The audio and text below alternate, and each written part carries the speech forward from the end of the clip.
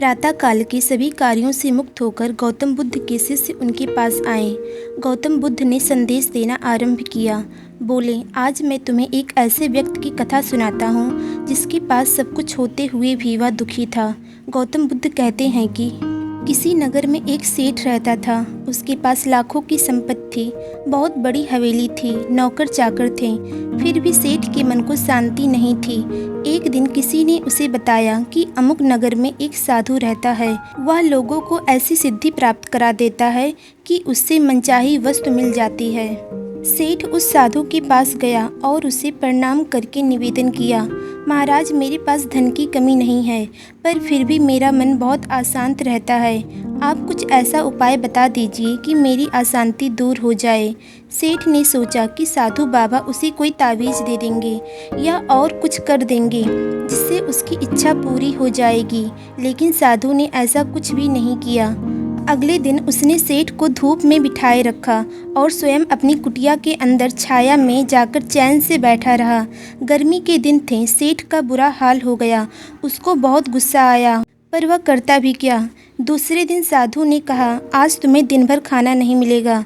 भूख के मारे दिन भर सेठ के पेट में चूहे कूदते रहे, अन्न का एक दाना भी उसके मुंह में नहीं गया।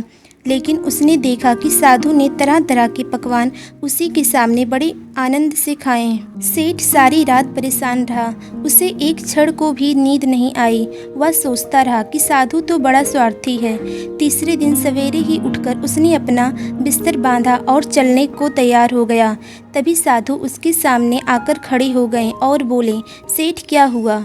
सेठ ने कहा, मैं यहाँ बड़ी आशा लेकर आया था आपके पास, लेकिन मुझे यहाँ कुछ नहीं मिला। उल्टा मुझे इतनी सारी मुसीबतें उठानी पड़ी जो कि मैंने जीवन में कभी नहीं उठाई। मैं जा रहा हूँ। साधु हंसकर बोला, मैंने तुम्हें इतना कुछ दिया पर तूने कुछ भी नहीं लिया। सेठ ने आश्चर्य भाव से साधु की ओर देखा और बोला, आपने तो मुझे कुछ भी नहीं दिया।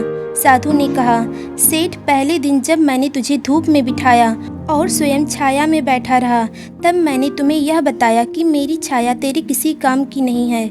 जब मेरी बात तेरी समझ में नहीं आई तो दूसरे दिन मैंने तुझे भूखा रखा और स्वयं खूब अच्छी तरह से खाना खाया। उससे मैंने तुझे यह समझाया कि मेरे खा लेने से तेरा पेट नहीं भर सकता। सेठ, याद रख, मेरी साधना से तुझे सिद्धि नहीं मिलेगी। धन तूने खुद पुरुषार्थ से कमाया है और शांति भी तुझे अपने ही पुरुषार्थ से मिलेगी। सेठ की आंखें खुल गई। अब उसे अपनी मंजिल पर पहुंचने का रास्ता मिल गया था। साधु का आभार प्रकट करने के बाद सेठ अपने घर वापस आ गया। इसी प्रकार हमें जीवन में जो कुछ भी चाहिए वह हमें खुद से ही हासिल करना होगा। किसी की धन संपत्ति, सुख दुख हमारे किसी काम की नहीं।